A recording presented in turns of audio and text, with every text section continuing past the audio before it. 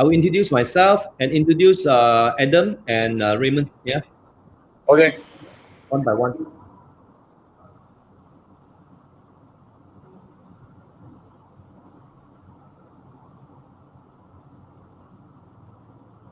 Are we online?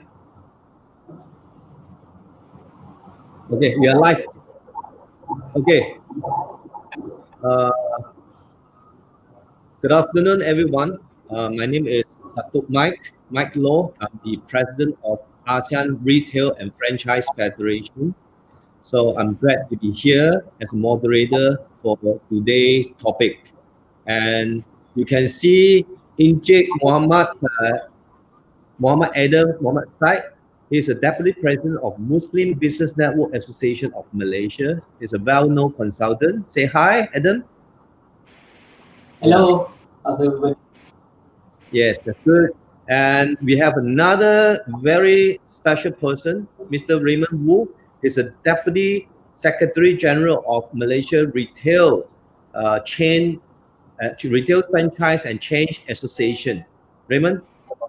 Yeah, thank you. Hi, thank you, Dr. Mike. Yeah, I'm Deputy Secretary, the newly appointed one for MRCA, Malaysia Retail Chain Association. Thank you. Congratulations. I think you are hot from the oven, right? Yeah, just only yesterday. I just realized now. Okay, maybe I start with Adam. Adam, maybe you briefly tell the audience what is your background and what is your association? Okay, my name is Muhammad Adam. I am a consultant by profession, Profess Consulting Group, and under us we have management and strategy consulting, technology consulting, human resource, headhunting company as well, and technical consulting. On top of that, I am also the deputy president of MUBIN, which is a Muslim Business Network, under which capacity I am here today. I also am on board of a few of the institutions and the chairman of myriad Holdings, the holding company for Anur Specialist Hospital, and also on board of a few other institutions as board of trustees and board of directors. And I also have a few investee companies. So the reason why I'm sharing with you is that I know all the pains and the issues regarding the SMEs and also the business as a whole in a cross spectrum of industry. Oh, thank you so much. Your introduction is so long. Seems like your back profile are so big. Okay, so Raymond, can you please tell the audience who you are, what you do, what you specialize on? Well, Association MRCA has been around for the last 27 years, started by Dato Eddie Chun, Pokong founder, and the objective of the association is to combine the strength of unity of all the retailers in Malaysia and to address the problem that they face. And in my role as a Deputy Secretary, I'm to assist the Secretary General in the matters of secretary, the secretariat work, and also liaison with the government as well as the members. Okay, Raymond, can you please tell us what is your view in terms of the moratorium? I think people in Malaysia, the rakyat and the businessmen. I think generally the retailers are affected in terms of the this pandemic. A lot of people do not expect this to happen, and therefore I think the push for digitalization become very, very important. But during the period of this lockdown, the retailers of us are all affected. But the good thing is the government are very fast in terms of addressing the issue, and the moratorium of 6 months bank moratorium really helped us out. But it's coming to an end towards the end of September. It's our hope that although the government is going to selective, and then I think they understand our problem, and there's a fast track and also a back, feedback forum for us to tell if the banks are slow in restructuring and refinance and restructure the business. But it's our hope if the government could do a automatic moratorium for another 6 months, it will be very, very good. Because as of now, although retailers, the shopping mall are getting more people, people are now buying on with a very focused idea what they want to buy.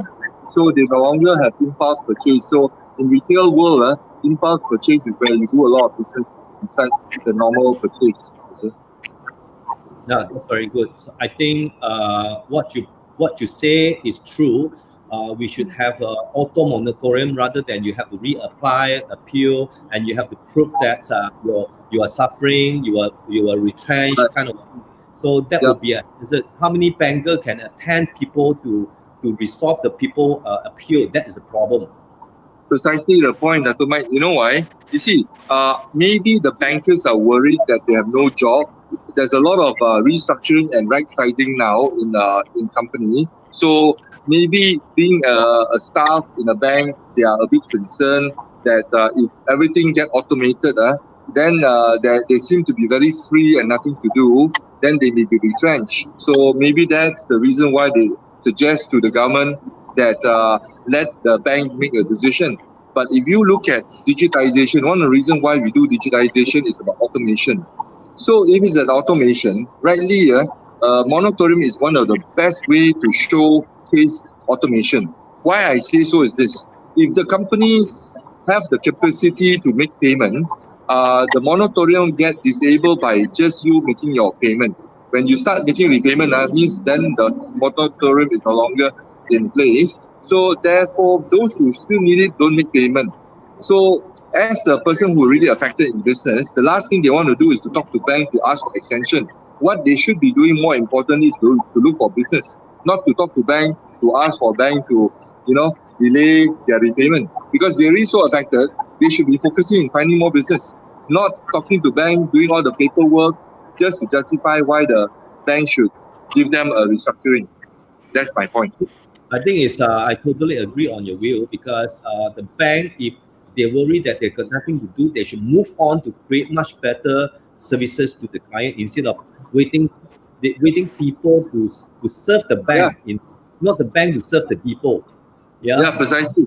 In fact, after the company send the documentation to justify the R&R, then they also have in turn have to do paperwork to justify why they think the SME should be given the R&R. So all this work are actually really wasting a lot of time, you know. So time lost is money lost. Okay, Adam, what is your view on the moratorium? The automation, you prefer the automation or you prefer must be go for R&R or whatever? Well, I think if you ask any businessman, they would prefer to have a blanket moratorium to give a breather to businesses. I think the businesses are the other group of unsung heroes under the COVID. You have the frontliners, and you have the businessmen. And the businessmen, actually, we're looking at the SMEs, they employ two-thirds of the employments. Yeah. So that's not a very small number. Yeah. And during during the this very difficult time, the employees who are actually, fully paid during the time of the lockdown, their salaries are being paid by their employers. If their employers are big timers, the government, it's okay.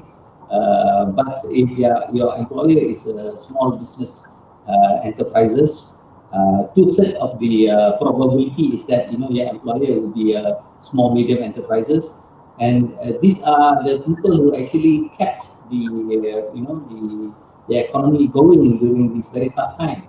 So I think if you look from that perspective, the nation owes it to this set of unsung heroes, and the very least we can do is to give them a little bit of breather, because they are the worst affected. If you look at the proverbial Makia, Makia still get her salary at the end of the month, right? Makia gets a moratorium on her car or vehicle, So she actually is better off net, yeah. But if from business standpoint, from the SME standpoint, they still have to pay a salary, and they might be in a situation whereby if you are a retailer, for example, you have zero revenue, zero income during those times. Now it's picking up. It's never the same. Yeah. There are some businesses that's going to be closed forever.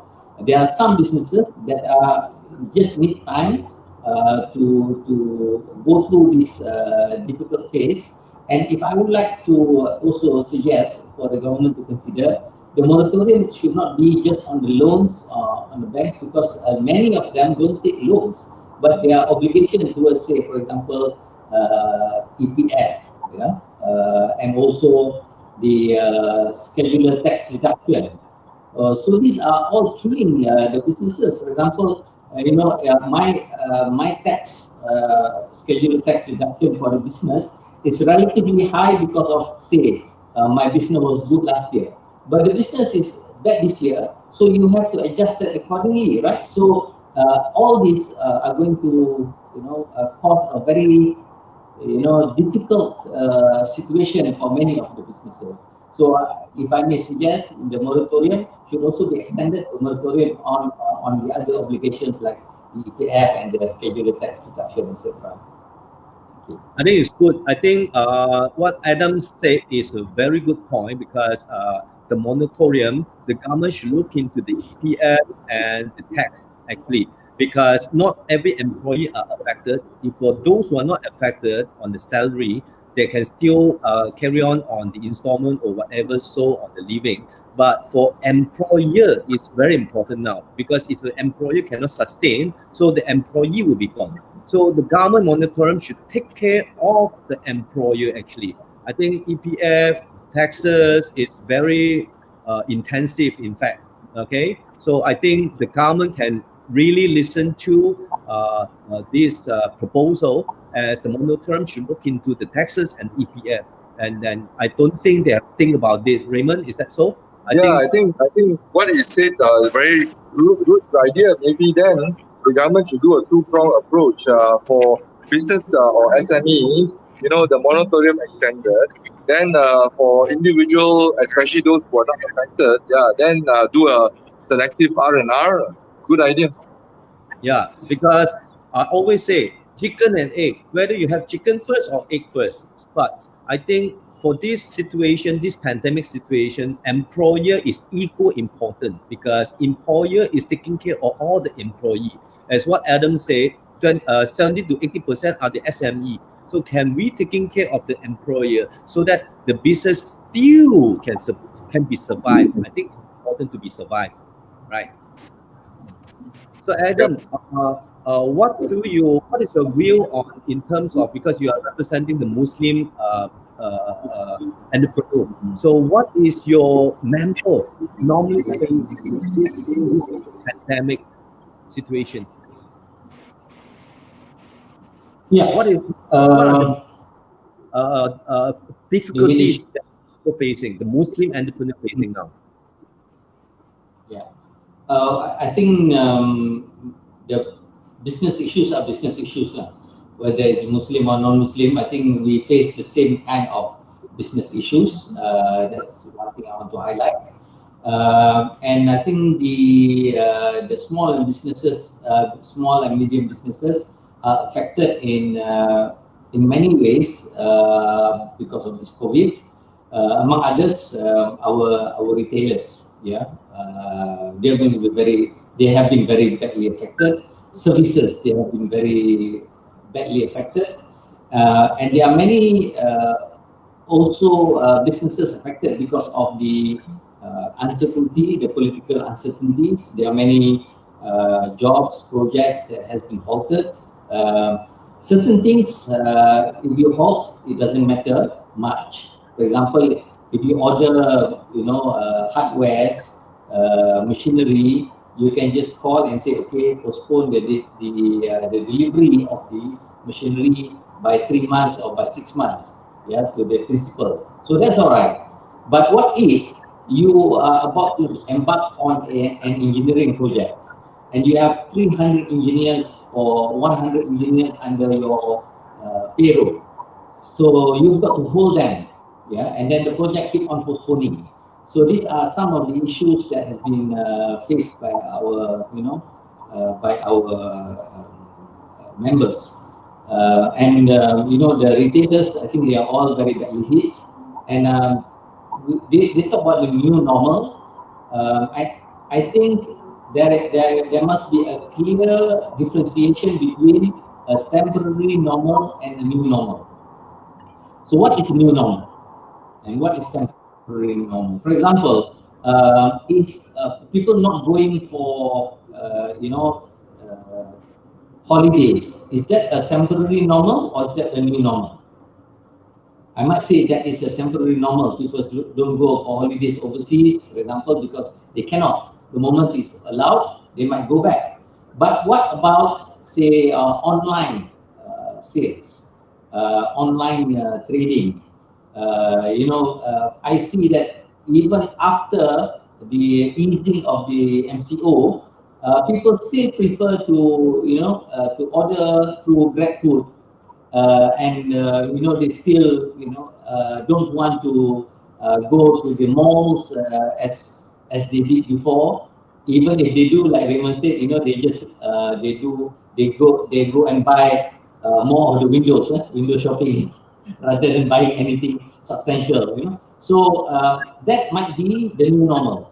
So the new normal might affect our members in more ways than what we can anticipate. So I think we are still assessing what, like I said, the temporary versus the new normals are, and how it's going to have whether short-term or long-term implications for our members. That's very good. Yeah, it's a good share. Raymond, you have anything to add on? I think the pandemic, and then in terms of the Muslim, the good thing is that maybe in terms of halal certification, the product quality, food safety, becomes some good issues to really heighten on to improve that, the good food preparation.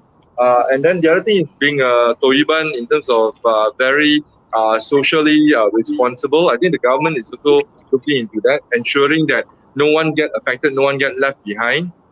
So in terms of that, the practice could be further heightened. Not talking about getting people to all switch their religion to being a Muslim, but what is like some good practices should be adopted. I'm also believing that the new normal also means collaboration, getting more involved in association, getting more involved in sharing of resources, getting more important in that. Digitalization is also very important, ensuring that we automate our processes.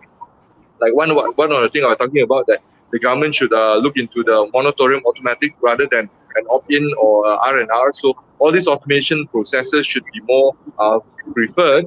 So whenever we do certain things, we should look into things that are more efficient, more effective, rather than spending money.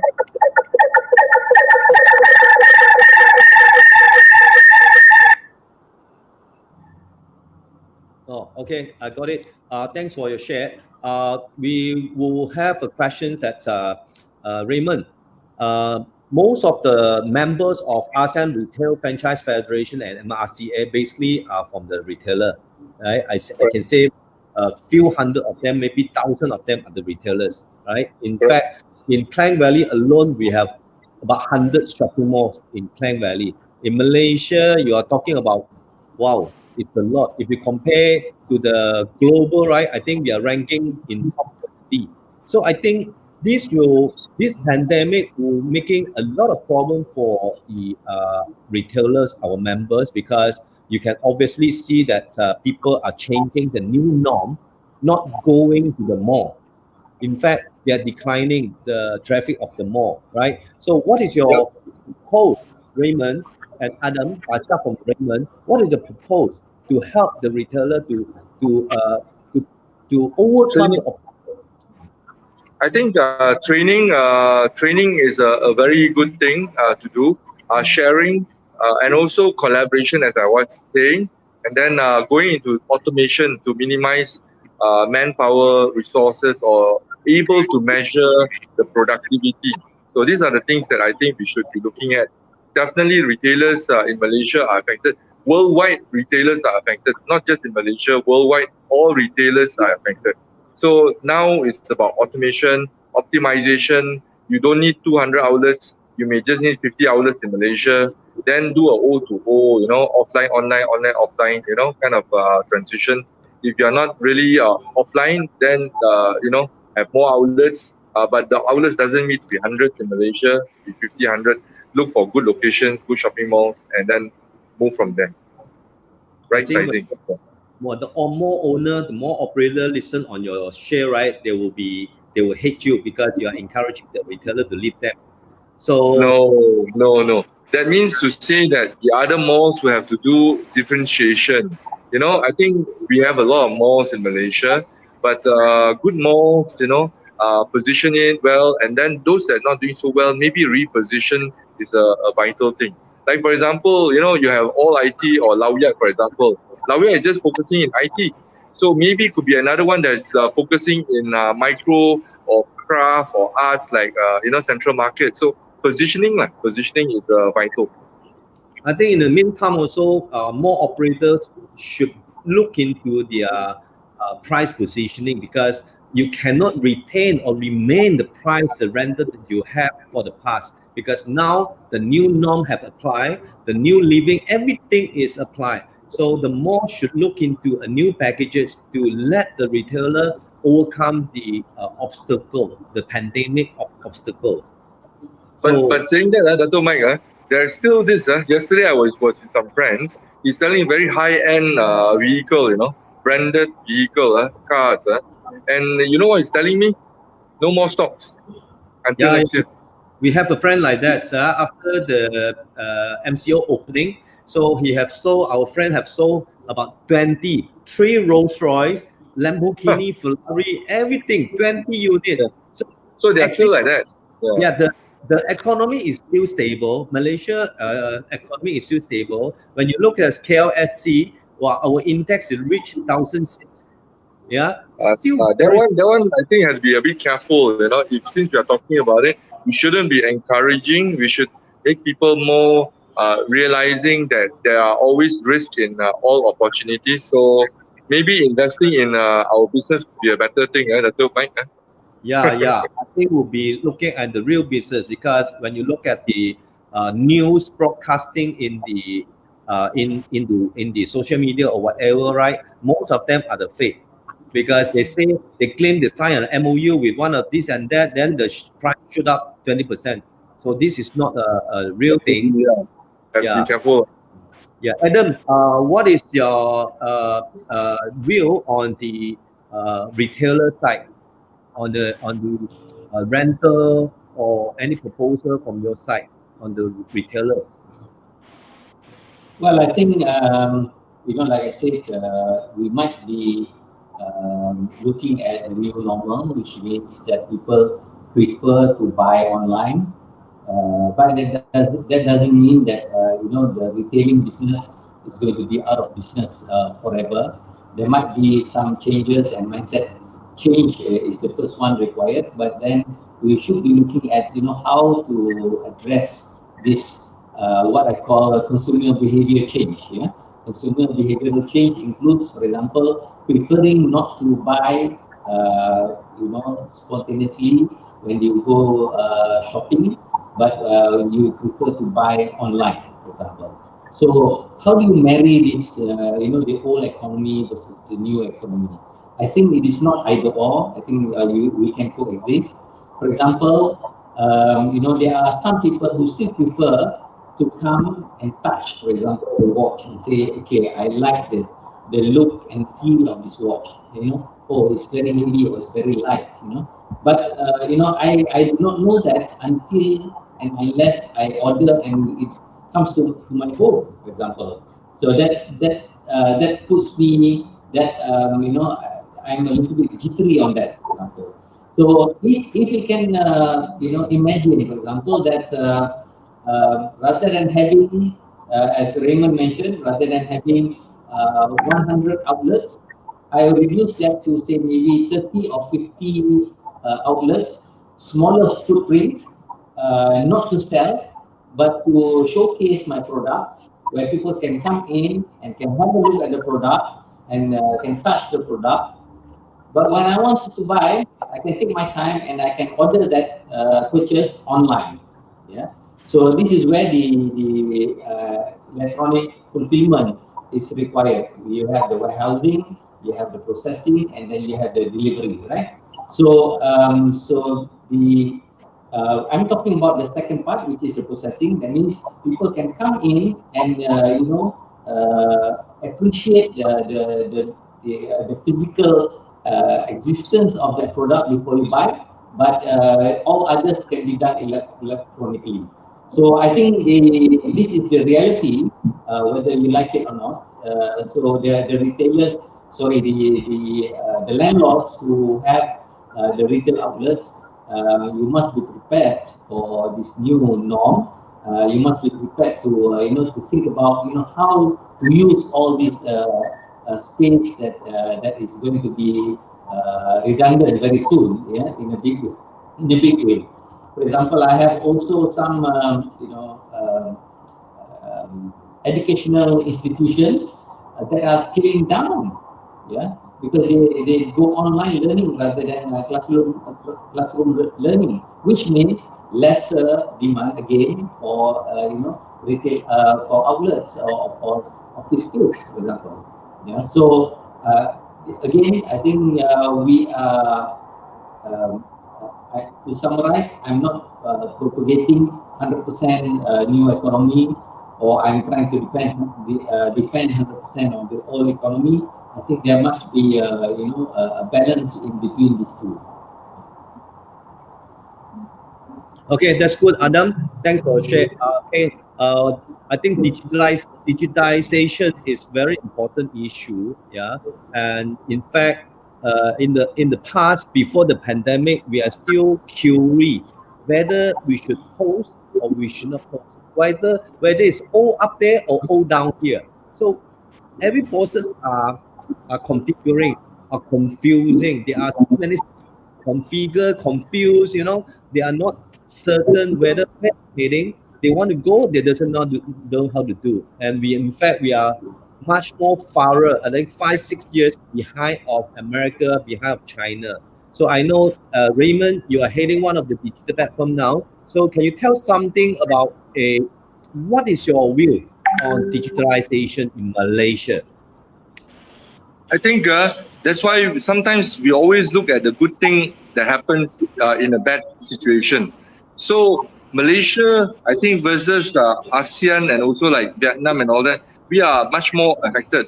Imagine 2 3 months your shop closed and don't do a single sale, and yet have to pay people. So that's when it gets into us as business owner the importance of digitalization. Only if we have done the digitalization and everything's on the cloud, we will be able to do businesses. But because we didn't digitize, we realized that not doing the digitization really impact us. So the urgency and really in our face, we see the problem that we face for not digitization.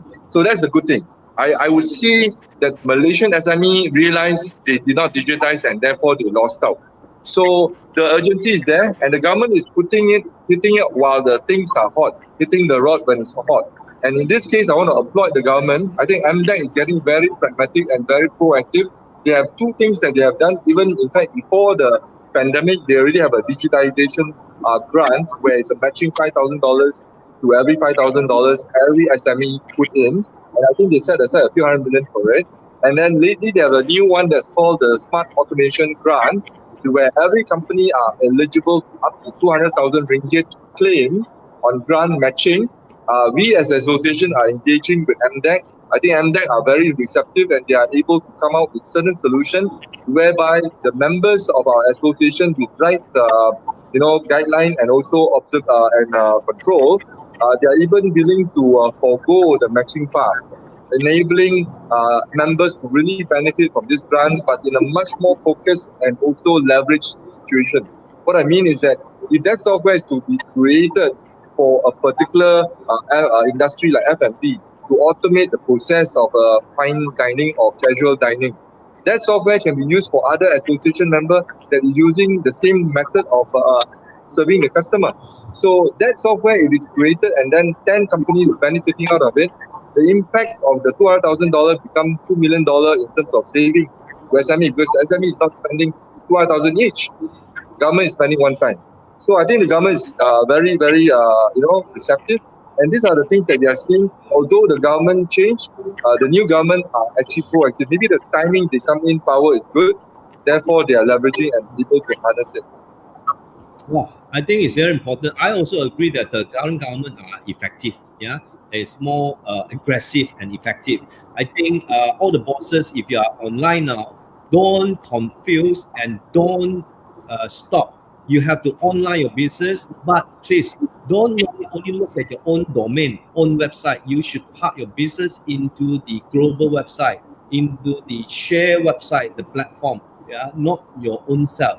I think you need a lot of traffic. Don't spend small money on only setting up your own self. You go for the big one, okay, the general one. I think every bosses, please, you have to take action now. Don't think Yeah. anymore.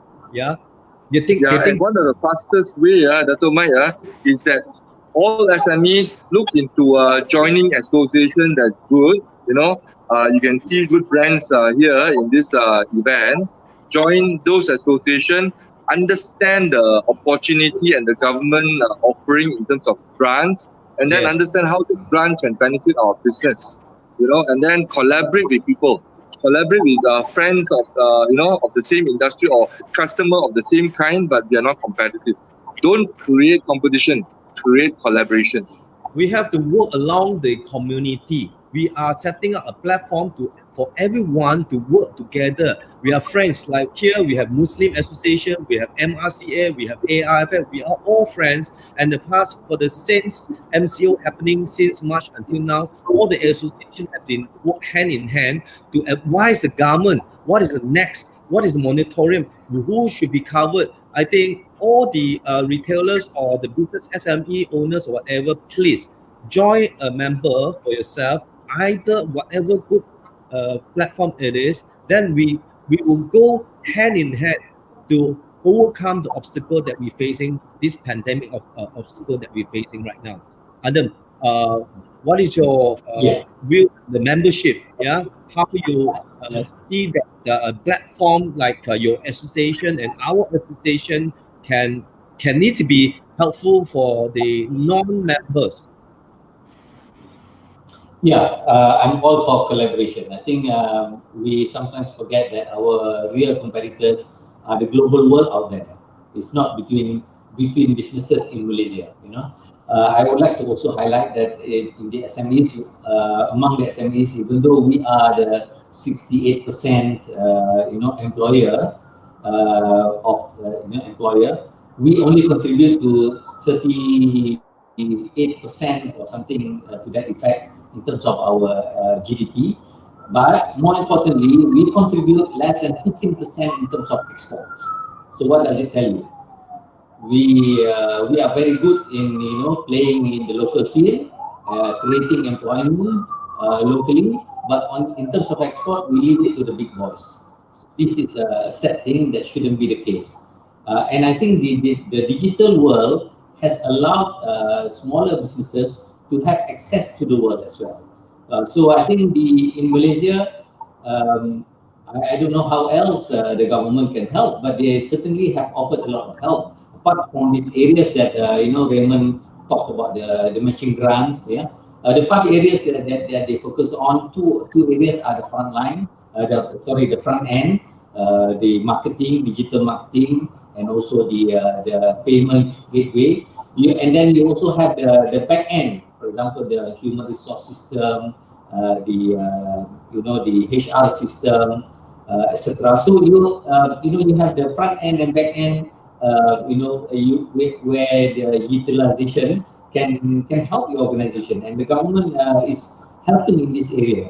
And I think there is an effort also towards this direction. You have the digital free trade zone, yeah, the platform that was created between us and Alibaba.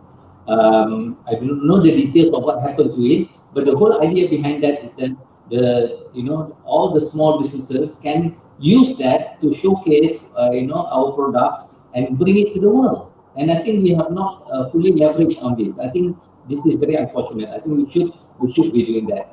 And I would like to also highlight that there is a clear difference between digitalization, and also digital transformation. A lot of people, they stop at number one, digitization, transform everything into digital form. For example, all the forms, all the application form, you translate that into digital form. That is digitalization. But digitalization, encompasses elements of improving the way you change you do your business, the processes. For example, you have payment gateways. You have last time you had my taxi, and then you have Grab, and you have all those are digitalization, not just digitization. Digitalization where you actually allow new ways of doing things that will make you more efficient. But to Mike, I also to highlight another Yeah. element, which is Yes. digital transformation. Yes. And this is very, very important. If you do things more efficiently, but the business model is still the same, then you are only improving marginally. That means only on the efficiency side. Okay. I ask this question. Let us create more of Airbnb. Airbnb is the biggest hotel chain without any hotels, and also you have Uber, the biggest taxi company without any taxis. Actually, they missed the point on two fronts. Yeah, number one, Uber is not a taxi company, and Airbnb is not a hotel. They are gateways on which the supply and the demand. I would like to also highlight another difference. Yeah, prior to having say Airbnb, you already have Trivago, you already have Booking.com, etc. What's the difference between all this and Airbnb? The difference is the business model, and I'd like to emphasize this to the SMEs. Right? You must think more not about the digitalization, but the digital transformation. You must think about what business model you will bring into this. I don't want to go into the details, but if, for example, Uber or Grab were to just become the gateway for people who offer their cars, and for people who wants to order a taxi ride, for example, then they miss a very important point in the whole transformation. And what is that transformation? It is about businesses. They are unlocking a group of supplies of cars or vehicle that was not accessible to the market before. Just like Airbnb, you are not talking about hotel versus hotel. You're talking about people who own, holiday homes, etc. That can make and that can make their homes available to the market when they're not using it. So suddenly, there is a floodgate of supply to the market. So that's why I want to emphasize the point about the importance of you thinking about the business model more than just the digitalization by the improving the processes. Okay. Sorry, I take a little bit of longer time. Mike. Yeah. No. Actually, Dato Mike, Adam seems to be promoting what I'm going to do on next Tuesday. Dato Mike. We are launching the platform for halal and Muslim friendly under the brand of Aladdin Group. Okay. My brand. This is the A time. You got to pay for the A. Since you are entering the A time, I also mentioned to the audience as well, because we want to thank SME. We want to thank MCM and Money Campus, okay, as a joint organizer and creating this SME webinar, and they are organizing SME e-fair platform for all the SME. These 2 days, 11, 12, these few days, 11, 12 August, fact, they have SME e-fair. And for the next one will be 27, 20 until 29 August, Merdeka e-fair as well. Right? You can check more on the website after that. And we have touched on a last topic, Raymond. I think this is what we're good at, globalization, right? Because our association is namely ASEAN Retail Franchise Federation. And basically, we are, since 11 years ago, we already foresee and effectively going up to network and to sign MOU, working partner in the whole ASEAN region. I think during this pandemic, digitalization is a must. Globalization is another must as well, right? So maybe you can share a little bit before end of this section. Yeah. So again, I think globalization is possible, and being nimble, agile is possible. So oxymoron is creating micro MNC. One of my company I'm working in, Aladdin, we are actually trying to create micro MNC that focus in halal and Muslim friendly. So what it means is that all this while, being a large company, MNC has to be very high outlay, expend a lot of money. But because of digitization, we are able to be agile with logistic know-how and logistic collaboration. That's why we're talking about collaboration, sharing know-how, knowledge, and also leveraging of strength. So when you have other connection in other countries, like Dato Mike is very strong in China, very strong in Indonesia. He brought me and understand the ASEAN world and also China. So, when you have people who have that type of knowledge, you have to leverage, collaborate, and work together and benefit together. And Dato Mike has been doing that for the last 5, 10 years. I know him. He's a good brother of mine.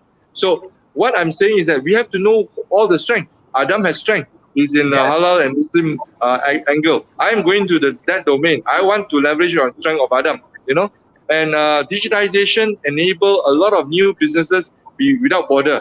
You are all in offices, but 3 of us are in different places. I'm not even in office because of this last minute thing. I'm actually in Bangsa, So and I'm doing this through my phone.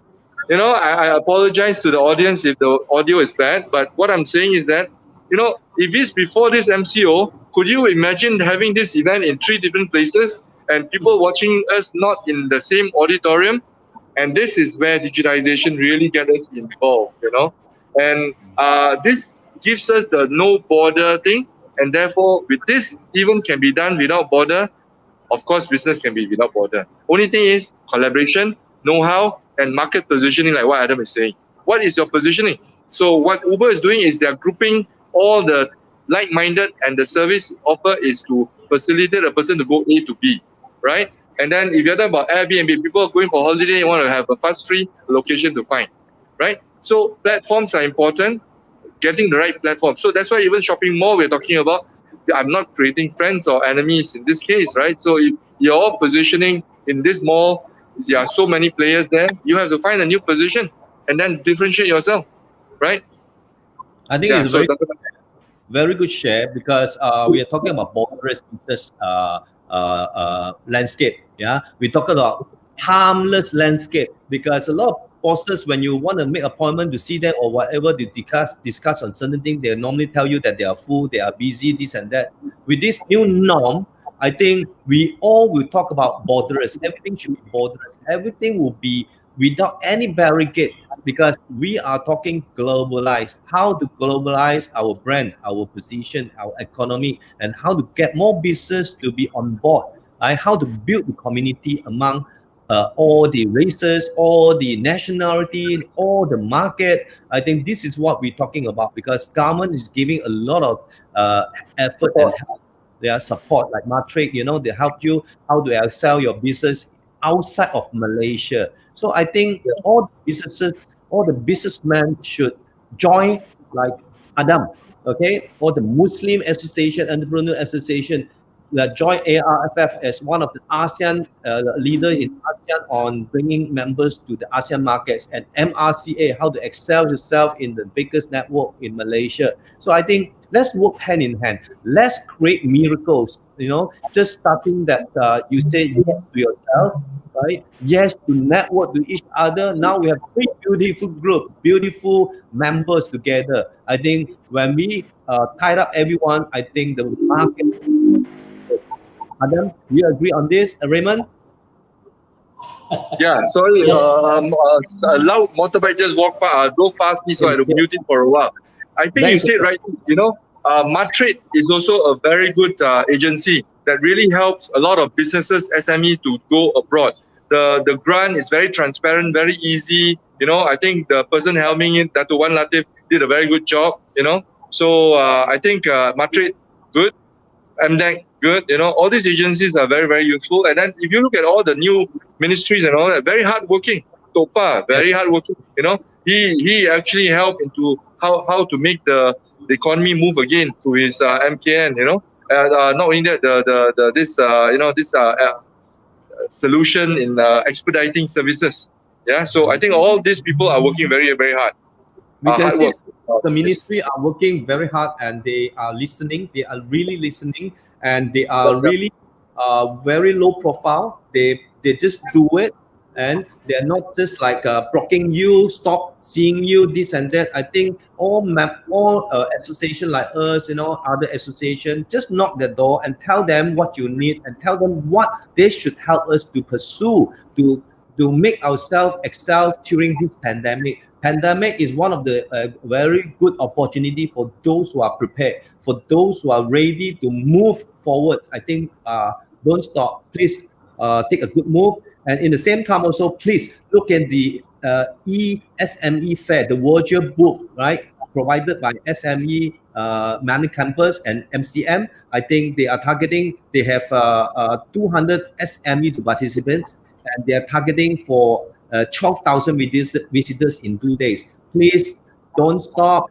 Please lock yourself in SME e-fair, see what is this, and please make yourself be one of the participants to own an e-book. This is a new norm. Own an e-book to promote yourself, make yourself spend a little bit money that maybe you met some investor or buyer from Arab, from Myanmar, from Indonesia, who knows? Like Snips. I run Snip Salon in 6 countries. All these people just log into the website and they see me and come to me. I think this is opportunity, the new norm. So don't stop. And for Adam, thank you so much for taking your time to share in this section. And SG or MRCA, Raymond, yeah, my brother. So I think anything Deputy Secretary, not SG. Deputy Secretary. SG. So I talk a little bit fast. I removed the D, right? That's why it called. Okay. So very grateful to have two of you here, right? The industry captain in the respective industry. I think the listener, the audience, if you have benefit, if you think that what we shared just now is benefit for you, please don't stop yourself. Just move on to a new norm. Please adapt to the new norm. Yeah. Thank you so much. Thank you, Emmy from Money Campus, by making me the moderator of the day. Thank you so much, brother. Bye bye. Bye bye.